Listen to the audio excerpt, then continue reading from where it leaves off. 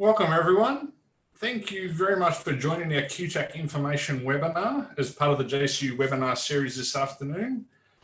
This afternoon's webinar, QTAC will be providing information on applying for tertiary study through QTAC. So they'll be going into how to select preferences, entry requirements, ordering preferences and pathways if you don't get the ATAR you need. We'll go into how QTAC calculates your ATAR and assesses other Year 12 qualifications and certificates. There'll be information on special admission schemes. So for example, educational access scheme and other adjustment factors. We'll also go into the important dates and deadlines relating to QTAC and applying and how to respond to offers when the time comes.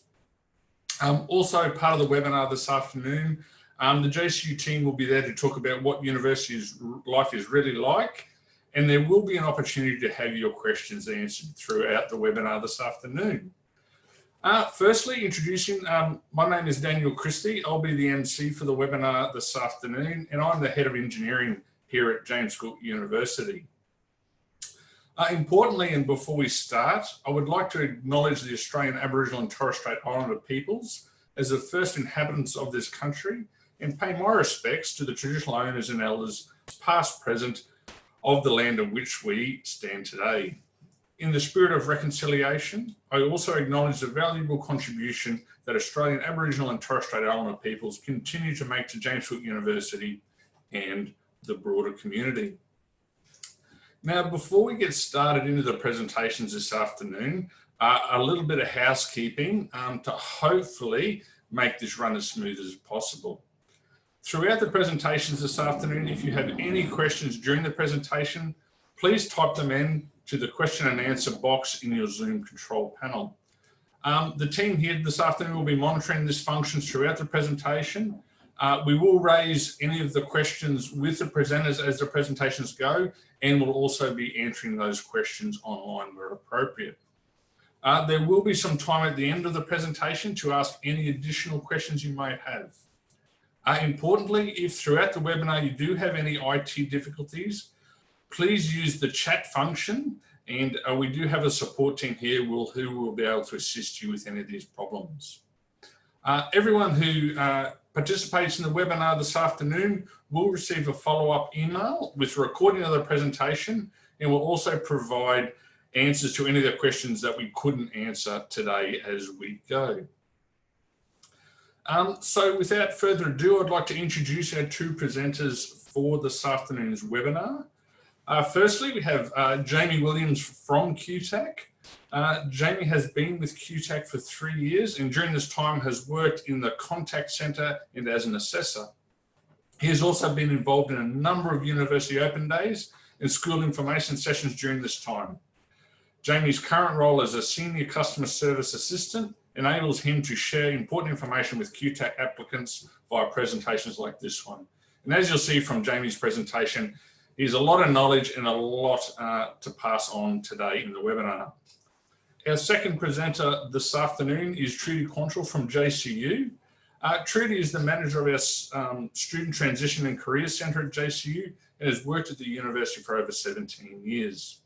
Trudy oversees programs and activities for students who are transitioning into university, such as preparatory courses, orientation and peer leader programs, as well as a transition out phase involving careers and employability team who support graduate outcomes at JCU, because the real goal is for our graduates to achieve the jobs that they hope. So without further ado, I'd like to hand over to Jamie from QTAC, who will go through his presentation. And as I said, just like to reiterate, if you have any questions during the presentation, please type them into the question and answer box as part of the Zoom function. Thanks, Jamie. Thanks, Dan. Hi, my name is Jamie, and as Dan just mentioned, I'll be presenting some important QTAC information this afternoon. So the presentation will go for approximately 30 minutes, and as Dan mentioned there as well, we can stop throughout the presentation for questions, and we'll also have some time at the end for questions as well. So we'll get started with the QTAC presentation. So first of all, you might be wondering what QTAC actually stands for. So it's the Queensland Tertiary Admission Centre. And we're a not-for-profit organisation owned by 7 of Queensland universities. We provide information about tertiary study and courses. We assess approximately 75,000 applications per year, and we then make offers in about 1,700 undergraduate courses on behalf of 15 institutions. And this year is the first year that we'll be calculating and awarding ATARs to Queensland. And just a little point there at the bottom, QTAC is here to help match applicants with an opportunity that is right for them. So moving on to the next slide there. So this is just a visual representation of all of the institutions around Queensland that we do applications on behalf of. So you can see down the middle bottom there are 2 though that are just across the border in New South Wales, Southern Cross and UNE, but for the majority of the institutions there, they're all Queensland-based institutions. Okay, so on to the next slide. We'll be talking for the next couple of slides about courses, what to look for, and how to search for your courses. So this is just a snapshot of what our current website looks like. Now, there is some current upgrade to the web page as well. So it may change over the next couple of months. Well, it will change over the next couple of months, perhaps when you're ready to apply from August. But currently, if you were to open up qtac.edu.au, this is what you'll see. So up on the top left-hand corner there, you'll see the courses and institutions menu. So on the next slide, if we can look at the next slide there, it'll bring up a find a course page. So just in the keyword section up the top, if you just type in a keyword, for example, if you were to type in commerce, for example, you'll come up with all the courses around Queensland that will have the word commerce included in the title. You can break down further into filters for institutions. So for example, this person's typed in commerce, it's brought up a range of institutions. James Cook, you can see there, for example, with the word commerce in the title.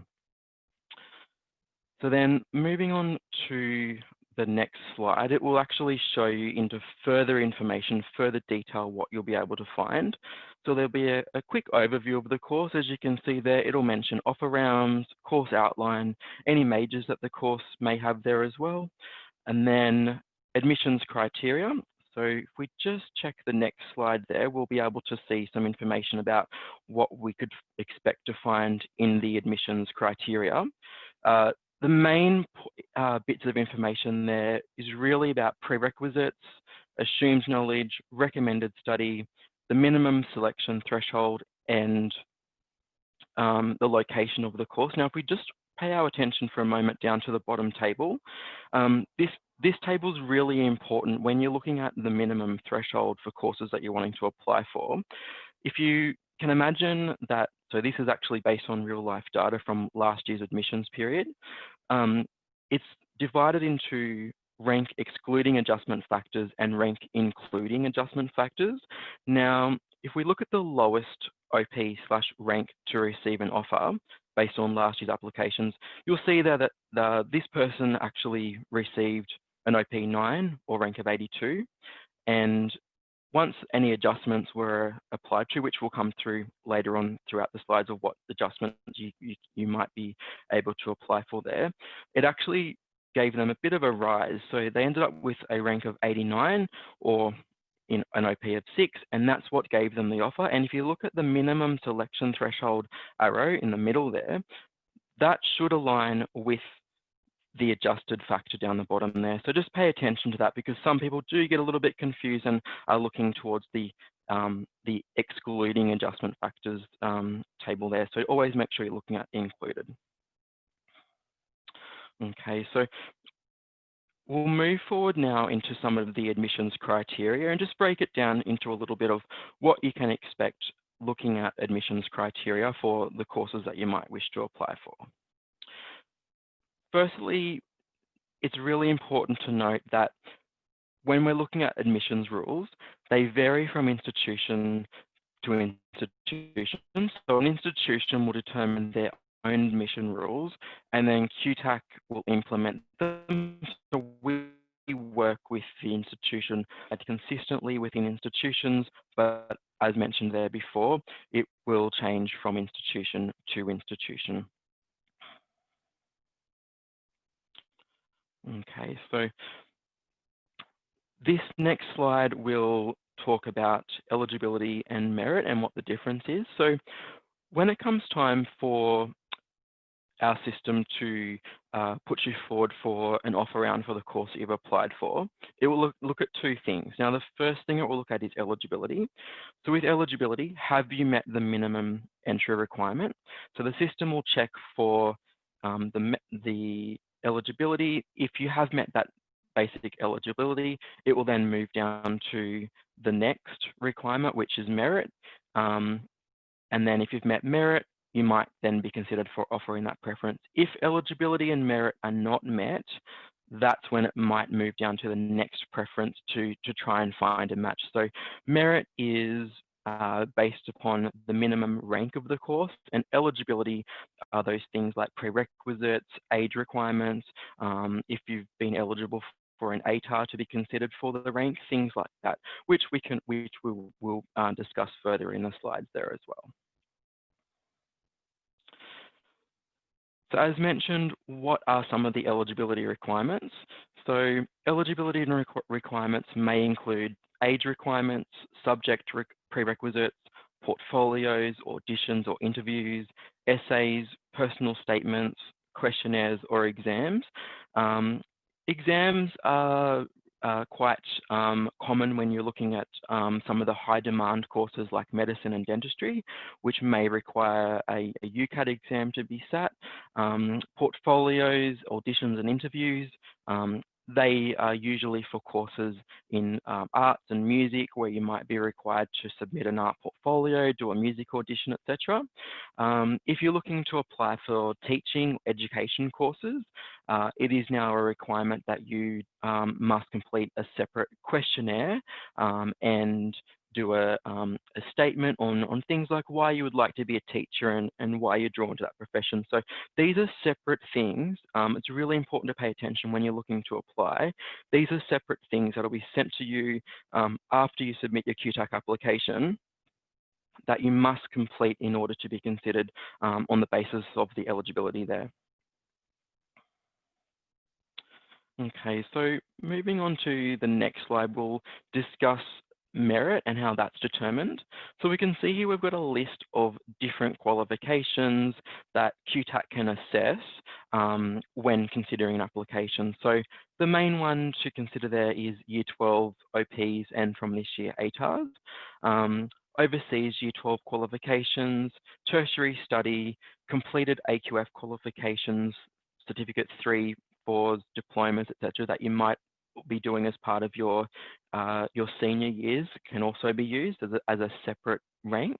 Some music, dance and drama qualifications like the AMEB, and also bridging and preparation courses as well. So the main thing there is just don't forget that not all QTAC applicants are 2020 Year 12 school leavers. So we do, because we're looking at applicants from around Australia and around the world, we do need to be quite broad with some of the qualifications that we do look at to assess there. Jamie, we just have a question. The question is, so if you apply for education, is the questionnaire, will it be sent if you meet the eligibility? Yeah, that's right. So as soon as the system recognises that you've put in a teacher education preference, it's something that's automatically sent out. So you'll submit the QTAC application first, and then once you've submitted the application, a day or two later, you'll be sent the request to do the questionnaire via your email. It'll also be a copy of it in your correspondence section of your application as well. If you haven't received anything after a couple of days of submitting the application, just give us a call and we can check, and we can always resend it. Because it is sent from a third-party provider who facilitates the link, sometimes it can be sent to your junk inbox, possibly deleted. So just keep an eye on it, because it's a very important part of the application, and we're always happy to resend it if for some reason it gets missed or deleted. Thanks, Jamie. My pleasure. Okay, so we'll skip then to the next slide. And the next slide will go through the difference between prerequisite, assumed knowledge, and recommended study. So the big one to consider there when we're looking at courses is the top one there in red, so prerequisites. So these courses are, these items are things that you must have completed. So you must have completed these subjects at a specific level, a specified level for that course. For the purpose of someone that's in Year 12 applying for your ATAR, you must have completed the units 3 and 4 in that subject to a letter grade of C. So when we get your results, if we see that you've done units 3 and 4 in a subject to a minimum letter grade of C, then we'll be able to pass you on your prerequisite. Then we have assumed knowledge. So assumed knowledge is not something that's going to hold you back from being considered for an offer, but lecturers will pitch the content of that coursework, assuming that you know the knowledge at a Year 12 level. Recommended study, similar to assumed knowledge, it's not going to hold you back if you haven't studied that particular subject, but it is knowledge that may assist you in completing the study. So just keep an eye out for those 3 things when you're looking through course requirements, because yeah, if you haven't done that prerequisite, it will really, it'll stop you from being considered for an offer. Okay, so we'll move on to the next slide. Just a quick point to raise here. So just due to COVID-19 situation that we're all facing at the moment, a number of open days have been cancelled or moved online. So it's just really important to come along to these events like we're holding here tonight, check with institutions on any online open day information that they might be holding, utilize the telephone, their social media, just so you can really get a feel for the university there as well, as many are now closed due to the current situation. Preferencing. Now, preferencing, this is a part where you really need to pay attention to the presentation. It's one of the most important parts, which the next slide will clearly state.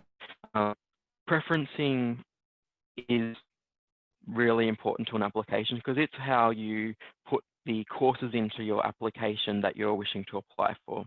So just as the next slide will state, preferencing, you can see it there, the top point, the most important part of an application. You get 6 preferences to fill in, minimum 1, but we don't recommend to always just have 1 preference because as you can see, as we go further into the presentation, it's really important to have those those backup options into your preferences just in case you don't get it considered on your first preference. Now, preferences can be changed after the application is lodged, even after an offer is made, and that's something that I'll go through later on as well. And each application comes with 3 free changes as part of your application fee. So if you are someone that might be a little bit confused as to what you want to study, might be a good idea just to write them down, sleep on the changes before you make any changes, just so that you're not going in and I guess wasting those free changes that you get, because after the free changes, it does attract a fee for every change after that, which I'll show you later on as well. So yeah, just keep that in mind when you are putting your preferences in. So we'll move on to the next slides here, and we should be able to see some examples of what to do when considering your preferences and how to order them.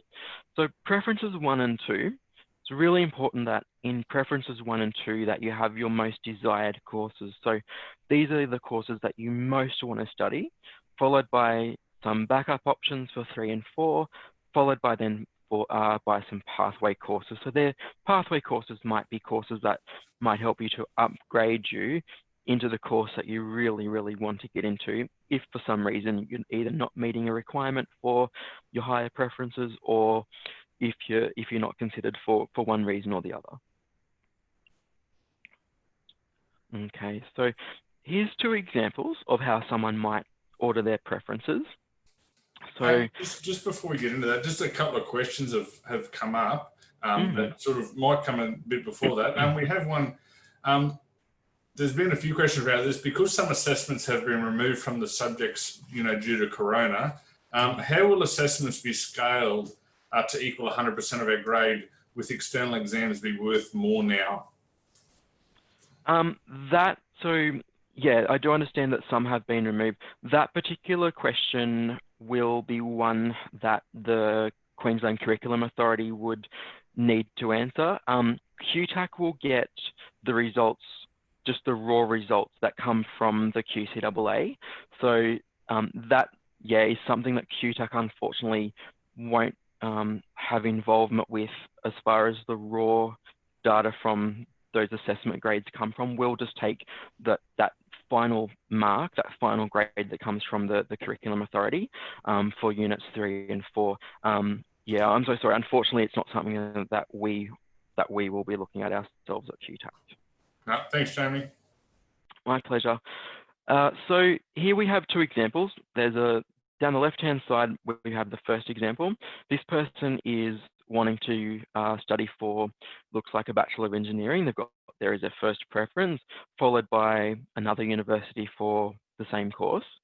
Now, they've done some research. It's really important when you're looking at your preferences, just do a little bit of research by contacting the universities directly that you might want to study with, and just asking them, if I don't get straight into my first preference, what might be another course perhaps that is not as in high demand as my first preference, but will have some similar subjects, because you can do what they call upgrading via tertiary study. So this person, if they do miss out on the Bachelor of Engineering, they can then, potentially fall back onto a Bachelor of Science, because they've done that research.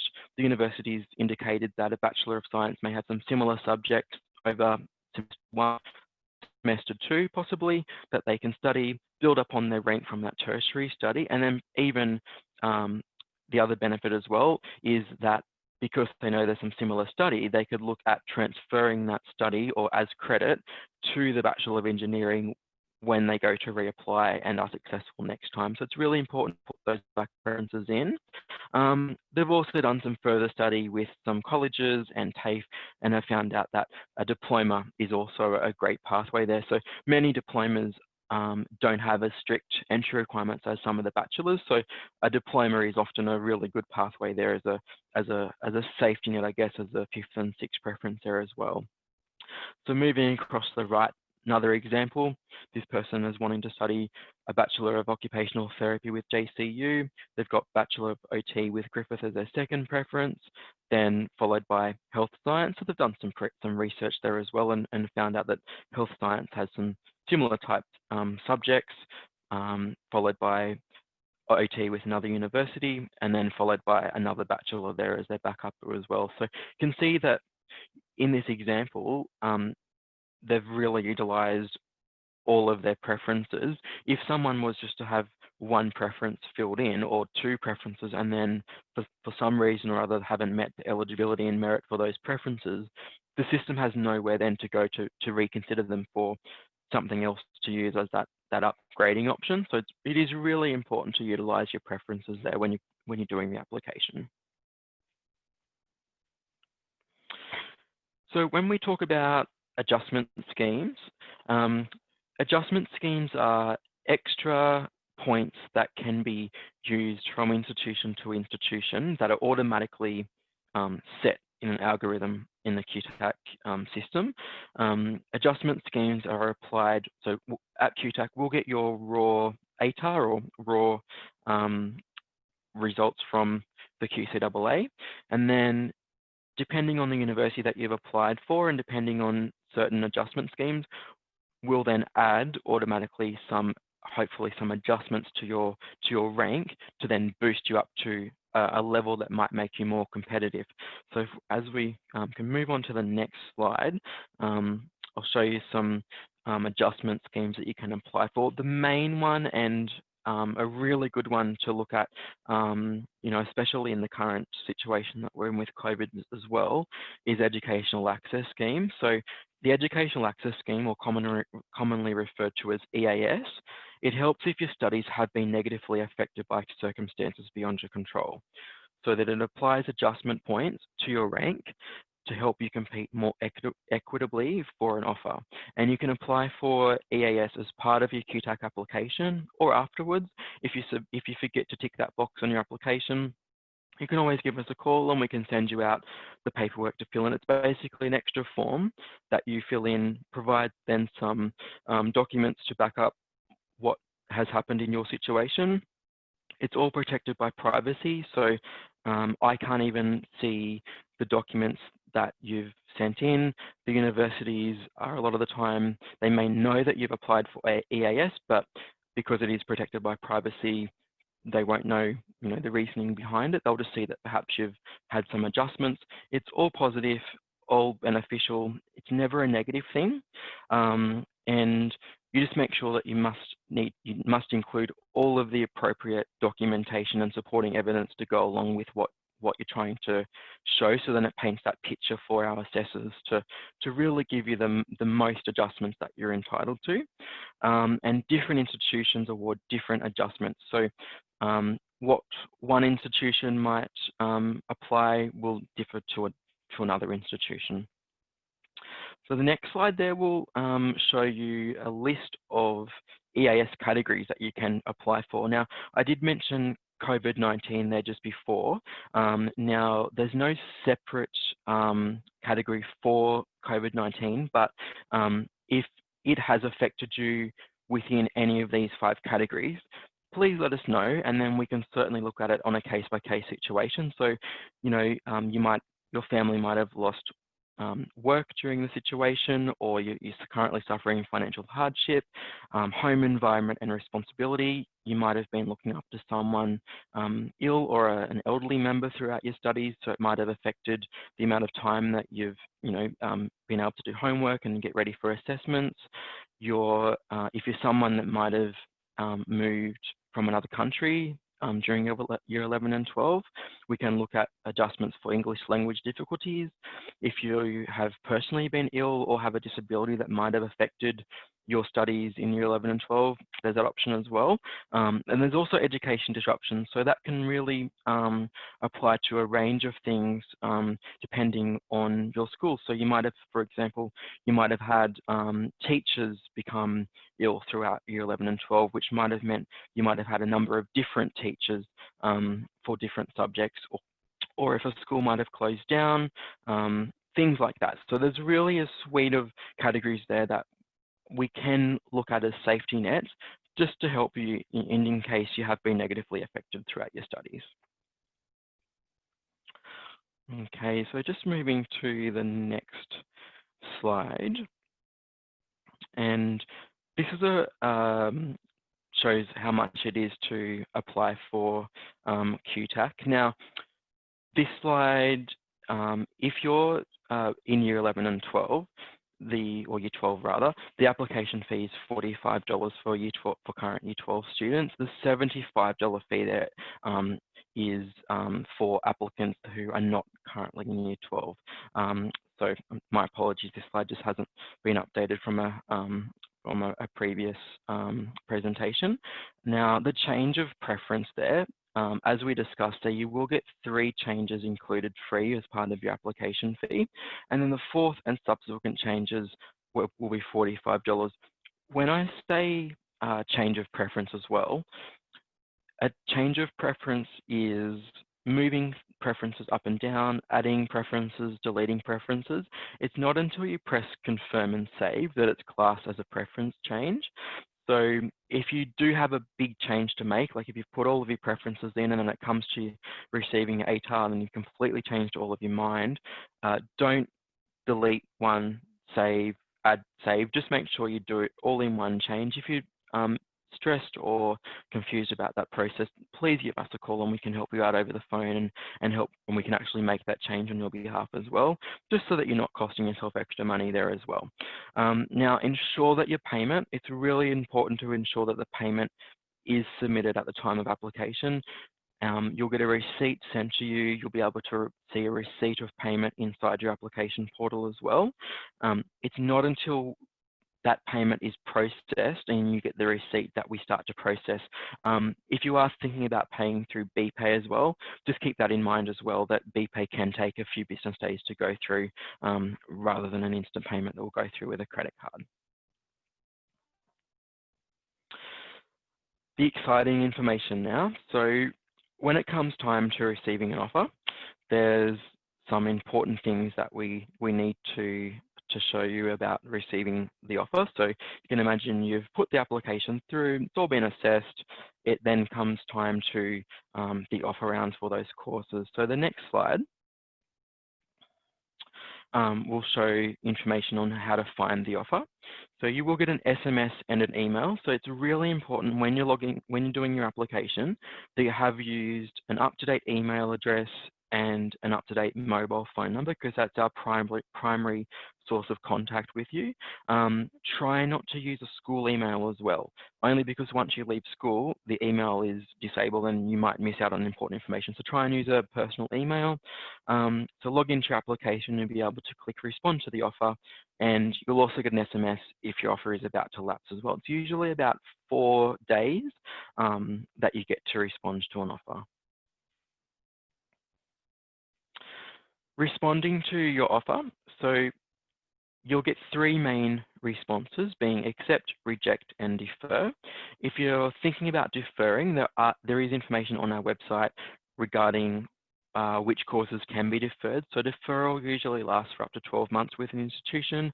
If you are looking to defer outside of that 12 months, so for longer or for a shorter amount of time, it is then recommended to contact the university directly just to see what their rules are regarding altering that default deferment of 12 months. If you've changed your mind once you get an offer, there is something that can help you. So it's a conditional accept. So conditionally accepting an offer, basically put that first offer on hold for you, pending any further preferences that might come out for your higher preferences in any subsequent offer rounds. So if we move on to the next slide, I'll show you some examples of how that looks. So this person has received an offer, you can see there in their first preference, and they've changed their mind and they would like to be reconsidered in the next offer rounds for some of those lower preferences there with other institutions. So what do they do in that case? So the next slide will show us what to do. So because the conditional acceptance is only valid when there's another preference above it, you do need to bring it down from the top. So if you can imagine this person, as we saw in the last slide, they were given an offer in their first preference. You then can move that down away from the top. It'll change your response to a conditional acceptance. The system will then recognize you've got 2 preferences above and know that you're wanting to be reconsidered for this 2 preference.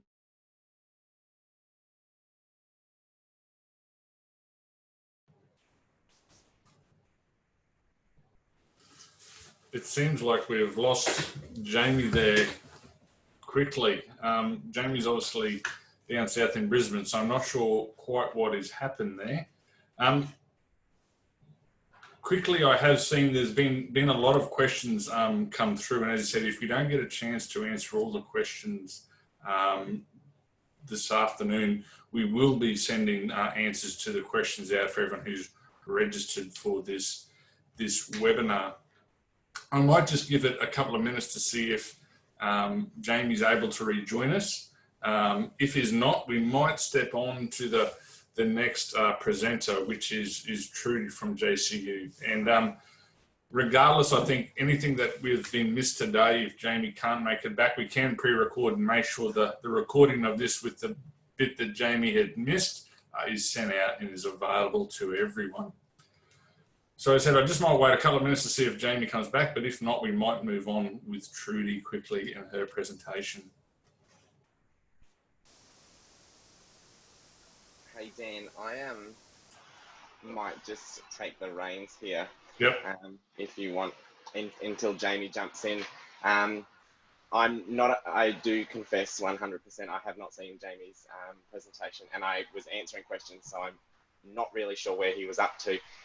So please do bear with me. So we're looking here at conditional accepting of offers. So looking at this one, the student has been given a they've conditionally accepted an offer to Griffith, which was made on the 23rd of December. But as you can see, looking at the 5 of them, it looks like the student has applied to 2 higher preferences, which do come out at a later date, being the 14th of January. So the student has made that, conditionally accepted that offer on the 23rd of December at Griffith University, pending them actually potentially getting a later offer on the 14th of January. By conditionally accepting, you can actually then accept a later offer being on the 14th of January. If you want to change slides, Regina. So if you didn't get your first offer, looking at the 5 of these, that'll be because they've assessed it on a wide range of things. So you may not have met the prerequisites, or you may not have received the ATAR. So the system will go through and look at all your eligibility and see whether you actually do meet them and to what offer they'll make you. So looking at this student, they obviously didn't meet the entry requirements for the first 2 universities, but they did meet it for the 3rd, so that's where their offer was made.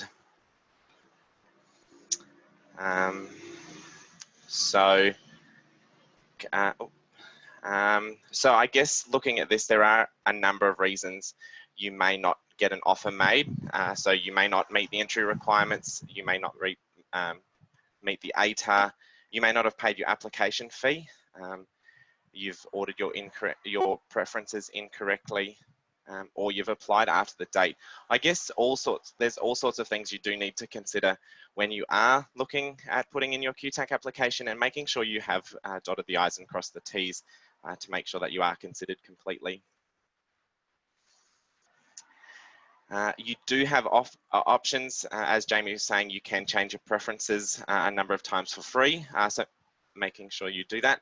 And it looks like Jamie's jumped back in. So I'm gonna pass it back to Jamie. I just sort of kept going, Jamie. It looked like your internet must have dropped out.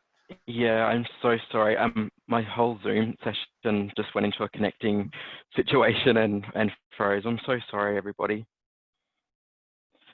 Thank you for carrying on there for me. So you do have options. So as I was discussing there before, when you do get an offer, if you do change your preferences, it'll then reconsider you for further preferences for further offer rounds. If any of that was unclear as well, I'm happy to take further questions at the end and stay a little bit longer just to confirm anything to do with the conditionally accepting of offers as well. So you do have options. So for example, change preferences. You can look to see what courses aren't full, and definitely there's some pathway options there as well.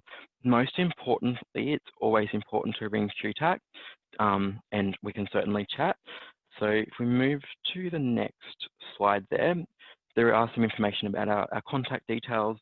Please also review our social media, so Twitter, Facebook, Instagram. If there's any important information that we do need to get across in a timely manner, we do utilize social media quite frequently as well. And the phone number there, 1300 467 822. I'm also happy to take personal email inquiries as well. So if you are looking to send through email inquiries, please feel free to email me directly. My email is jamie.williams, so JAMIE.williams @qtac.edu.au. And as I said, the contact center is always waiting for calls. So if you have any further inquiries, please give us a call. My apologies again that the connection dropped out there, but as I said, if there's any further questions at the end, please don't hesitate to ask. Thank you very much for that, Jamie. We're now going to go on to Trudy, who, as I said, is the manager for student transitions and careers at JCU, to really go into, you know, what university life is really like and transitioning into university. So Trudy, over to you. Thanks so much, Dan. So after you've gone through that QTAC process and hopefully you've been made an offer, that a new exciting period of your life begins. And that's what I'm going to talk briefly about today, is a little bit about university life and also about that transition phase that you'll go to as you start your new university career. So commencing university is obviously a very exciting time. I've seen thousands of students, tens of thousands of students come into JCU since I've been here, and it's normally a really happy, euphoric time, and students are excited about the chosen field that they've decided to study. It's a really stimulating experience, but it is a lot of learning. So that learning curve can be quite steep in that first study period at universities. We're trying to learn a lot of new things and navigate your way around. And that can cause some students to feel anxious and unsure at different times, particularly around assessments, which is 100% normal. But the good news is that JCU has lots of support services which are free for students, and I'll talk briefly about them at the end, and we're here to help to make you successful and pull you through that transition period. So this is just a little bit of a graphic we show students when they start at James Cook University. And it just shows you that it is a bit of a roller coaster experience. So when you're starting around orientation period, you are feeling very excited and enthusiastic. And then as you progress throughout the study period, you obviously get a bit of sense about what you've signed up for. And just like when you're at high school, when you're going through those periods where you've got big assessments due, examinations due, you do tend to find you dip a bit emotionally, but you normally tend to rebound back up again once you get a bit of good feedback. And then at the very end there, you'll see, just like when you finish a term of high school and all of that's behind you, you're feeling quite happy again and excited, and you get to have a bit of a break. So you'll see that you have that rebound period at the end of the semester at university, just like high school. Now, at university, we love research, and we love researching ourselves as well. So this is just a little bit of a snapshot of research that was done on successful students at university. So if we took 100 successful students, 98 of them tend to do these 7 things in combination. So they're investing time on task, they're balancing their commitments, attending lectures and tutorials, engaging with the academic technology, developing a social network, developing a sense of academic self-confidence, and developing, I don't think you necessarily have it when you first arrive at university, but you're getting a clearer sense about what your goals are or purposes for study. And the main thing I wanted to just highlight here, if you look at those first 3 things in that 7 steps to success, is they're all about time management. So I just wanted to talk briefly about that. So cannot emphasize enough that that time management is really key to success. It's a little bit different at university. So at high school, the majority of the learning happens during the classroom time, during subject teaching, whereas at university, we flip this model and it goes a little bit differently. So the expectation at university is that students, with our support, will become independent learners and spend the majority of their time undertaking self-directed learning outside the scheduled class times. So at high school, you probably do about 25 hours of classroom time, face-to-face teaching, and about 10 hours of independent learning, which might add up to about 35 hours a week. At university, it flips a little bit, so you might only have about 19 hours of face-to-face classes, and then the majority of your time will be spent doing that independent learning. And if you're going to do 4 subjects, it roughly equates to anywhere between 40 and 46 hours of time that you'll have to spend each week focused on your studies. The good news is that at university, there's a lot more flexibility with regards to when you timetable those 27 hours of independent learning, and you can really fit them around your individual lifestyle, particularly as you're moving into that adult phase of your life as well.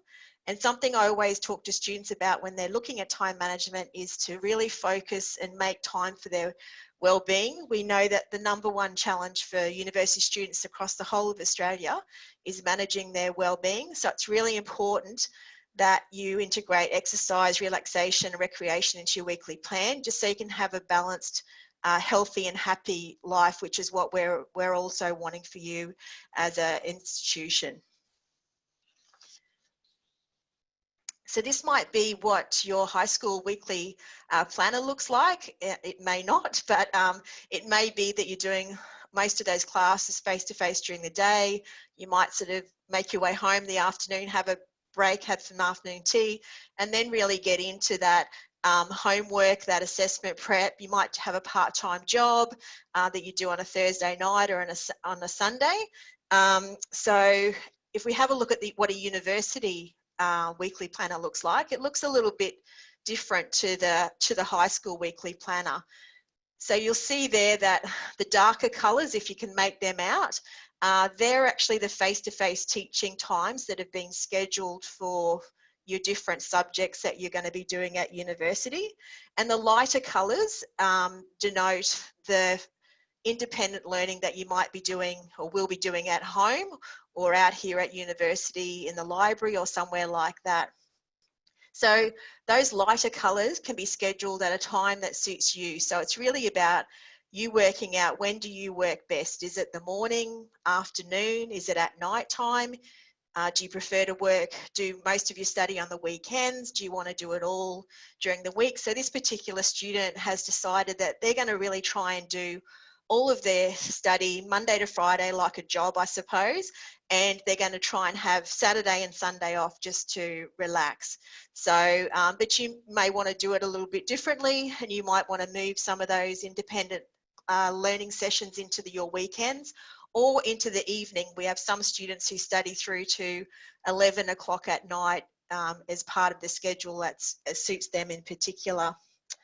So the beauty of being at university is that obviously you choose a course of study that you're interested, you get to choose what subjects are within that course of study, and you choose how you want to structure your week around your particular lifestyle. And you'll see here that I've put in some time here for a part-time job. I'd just like to highlight that we do recommend that full-time students don't work any more than 15 hours per week.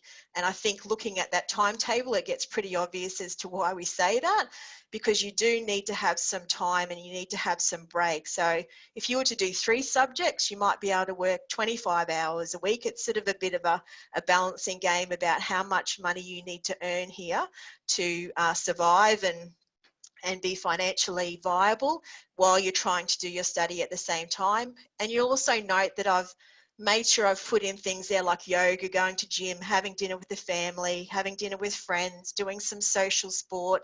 So the Student Association runs free breakfasts, social sport. We have free lunchtime, live music. There's lots of events going on campus as well.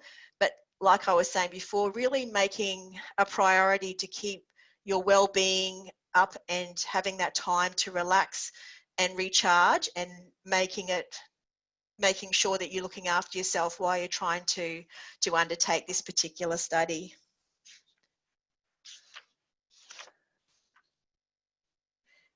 And just lastly, I just wanted to highlight that JCU has a really wide range of free and confidential services available to support student success. So our motto at JCU is Smart Students Seek Support. So we tell students to ask lots of questions, seek out help early, and to not waste their time trying to fumble around and sort things out themselves, when they can come to us and easily and quickly get the question so they can move on to the next thing that they've got to do in their week. So if you want to have a look at any of those, if you go to the JCU website, you can just search student support, and they'll come up on the screen, and you can have a look at all the different ones that are available for JCU students. I also wanted to highlight that we've got a Parents and Partners website. So if you'd like to go onto the JCU website and search Parents and Partners, there's lots of information there for people who are supporting students who are coming into university. And we also have free career counselling phone or Zoom appointments for students who may need some help with career opportunities or career options exploration, those types of things. And if you get onto the Careers and Employability website, you'll see how you can contact us and book in for one of those free appointments. Thank you so much.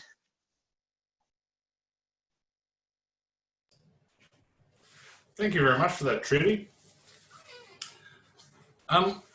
Quickly, before we open it up for some quick questions for our two presenters, we wanted to go through the JC Year 12 Student Success Package that you may have heard about. So obviously, you know, JC understand this year's been different to any other due to the COVID restrictions and what that has done to students at school. So this meant lots of anxiety for many Year 12 students that are facing this year. So we have designed the Year 12 Student Success Package, which aims to hopefully take the stress out of getting into uni, knowing that there is a place for you here at JCU.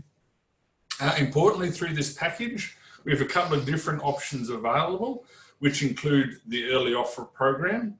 So if you're in Year 12 this year, you may be able to receive an early offer for a course at James Cook University.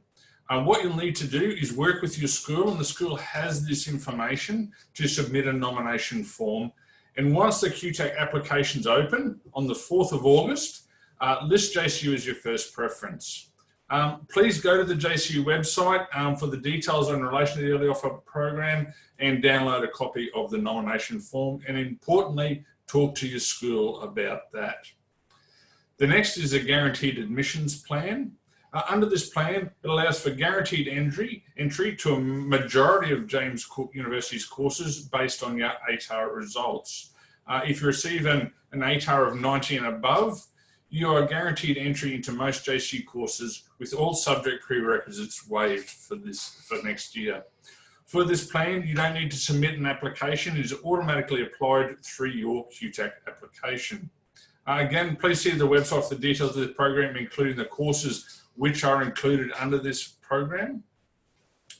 And the last one is, and I said there's been a few questions around adjustment factors. JCU is offering bonus ATAR points dependent on whether you live in regional and remote areas of Queensland in the subjects you successfully complete at school, such as maths, science, and languages. For these adjustment factors, again, you don't need to submit an application. It is automatically applied through your QTAC application when you put that in.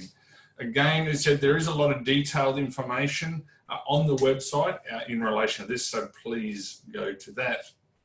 I am going to open it up now, and as I said, importantly, there is a time for a few questions, and I will throw a couple of questions to Jamie and Trudy, but any questions that we've not covered or have been answered on the Q&A panel will be addressed in a follow-up email along with a copy of this presentation.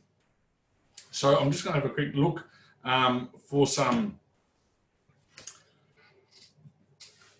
questions that might be there that we might get Jamie to answer.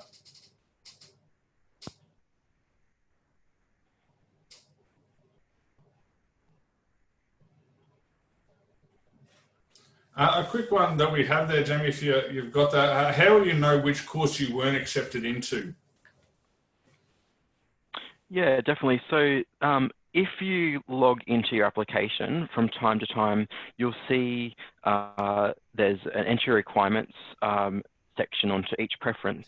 So as we go through the application and assessing process, and as you're meeting certain preferences, you'll see that it'll change to the word satisfied. If anything is not satisfied, then you will see it'll change to the status of not satisfied. In some cases as well, it may sit at a pending status. So for example, if you were to apply early from the 4th of August, we will need to then wait for your ATAR results to be released in December.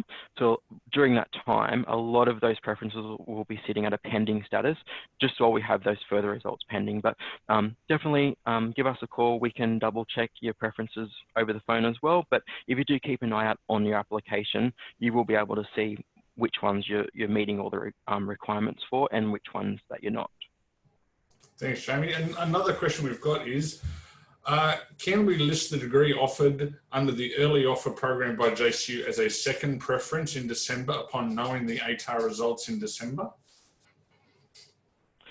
So we do, usually it's recommended to put your preferences in order of what you most prefer. Some institutions though do prefer, when they're looking at those early entry programs, for the course with their institution to be in that first position. So it is a good idea just to check with the institution if that is the case. I think I did hear you mention that before, Dan, that some of those preferences did need to be up into the top preference list while they're being considered. After those early offer rounds are considered and the offers have been released, then you can always reorder them in order of your most preferred for the main offer round, which occurs in December and January. Yeah, we've got a few for you, Jamie. Apologies, we've got a little bit of time, so I'll keep throwing them at you. That's fine. Can you do a conditional offer if you accept an early offer from JCU? Yeah, certainly. So any offer that you get before the main offer round, so main offer round being December and January when most offers are released, you can do a conditional acceptance.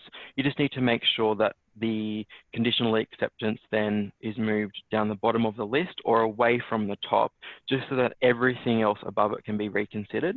All that's going to do is hold that first offer for you, pending any further offers that will be released further down the track. Worst case scenario, if you're not considered for your higher preferences further down the track in the other offer rounds, at least you do have that conditionally accepted offer to fall back onto. So yeah, certainly is an option.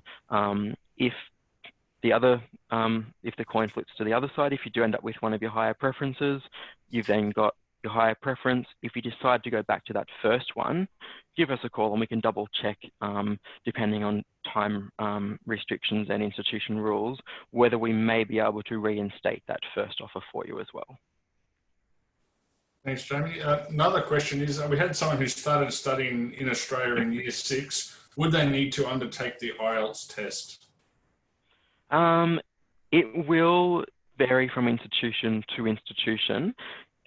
If your secondary schooling was completed in an English-speaking country, so if we're using example, if it was completed in Queensland, then that is a common requirement from a lot of institutions, that as long as we can see that secondary school complete, that will meet in the English proficiency. Excellent, Jamie. Thank you very much. I'd just like to take this opportunity to thank Jamie from QTAC for his presentation this afternoon. As you said, there was a lot of information there. I'd like to thank everyone who joined us on the webinar this afternoon.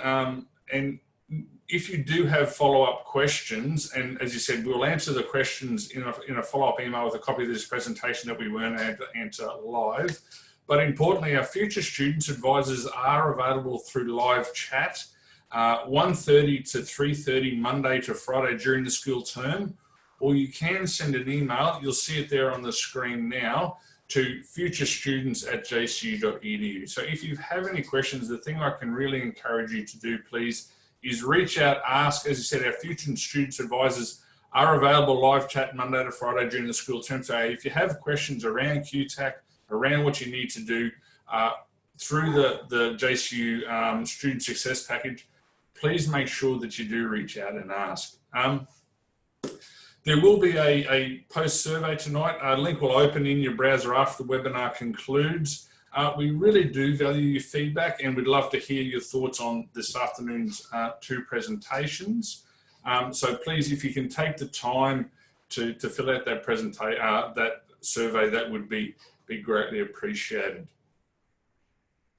I've got one, Jamie, if it's all right, we've got probably time for one more question before we start, if Jamie's still there.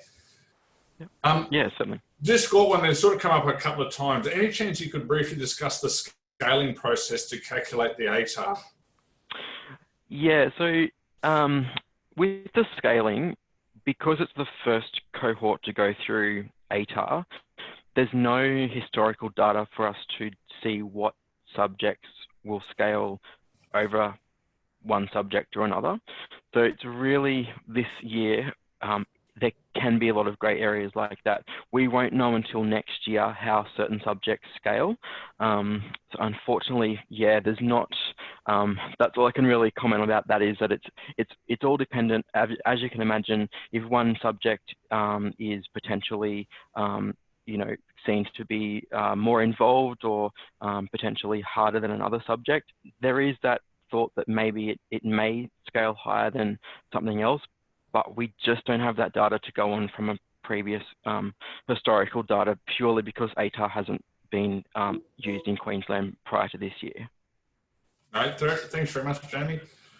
Once again, thank you everyone for attending the webinar this afternoon. It's greatly appreciated. Hopefully it's given you a good insight into it. I'd like to again thank Jamie and Trudy for their presentations this afternoon.